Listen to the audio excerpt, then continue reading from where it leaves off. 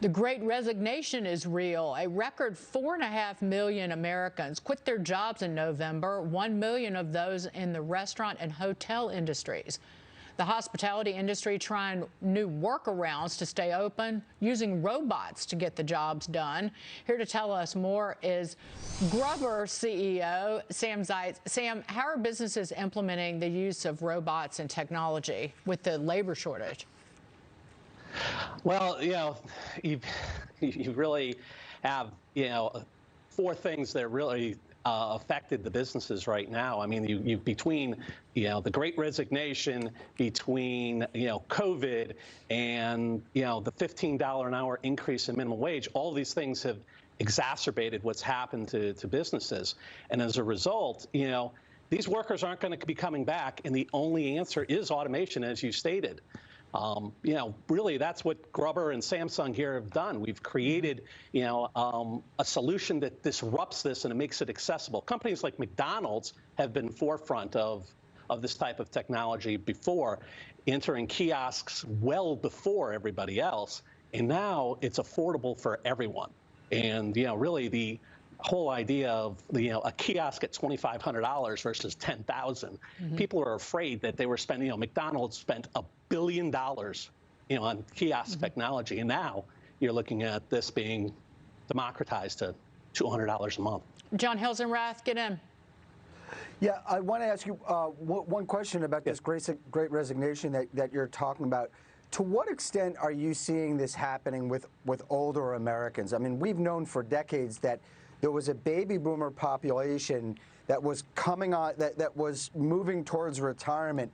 My sense is that during the pandemic, what happened was a lot of those baby boomers went and did it. It accelerated that whole process. So are you seeing these retirements more at the older end of the chain? And are there just not enough young people coming behind them to backfill them? Really, what I've seen and what I've heard is really, it takes 30 days to form a habit. And COVID's been with us for nearly 2 years. So what's really happened is these workers have gone and discovered the gig economy, whether the young or even these older workers that you're talking about. So instead of having to show up and, work behind a counter for 8 hours, they're able to go get a job working at Uber Eats and driving and doing things of that sort. The cashier role, I'm curious about the cashier role. Will you just see these jobs disappear, Sam? Yeah, these jobs are, in my opinion, these jobs are gone forever. We believe the cashier is obsolete. The issue is this normally would have happened over a 10 to 15 year period of time. No different than what happened with tellers at banks, and no different than what happened with ticketing agents at airports.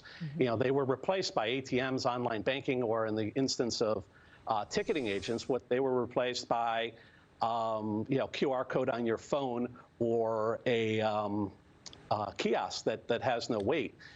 Kiosks always show up. They're not sick. They don't get COVID. They work 24 hours a day, 7 days a week.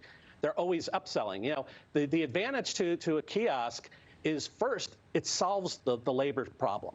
Right now, at least in our local area, and I see it even worse outside of it, is restaurants are closed. Our employees are calling up their favorite restaurants, and they're closed just because there's no workers.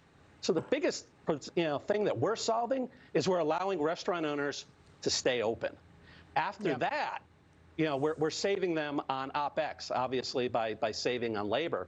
But really, the hidden benefit that they're seeing that's even more material is we're increasing the revenue because people buy more, significantly more at the kiosk than they do at the cashier. I am certainly guilty of that. I was going to talk about revenue generation, that that all the apps, the food ordering apps, do the same thing, and you wind up spending a great deal more money and eat a great deal more than you probably should. So I've witnessed that myself, and victim, if you will. Sam Zietz, good to see you. Thank you so much for being here.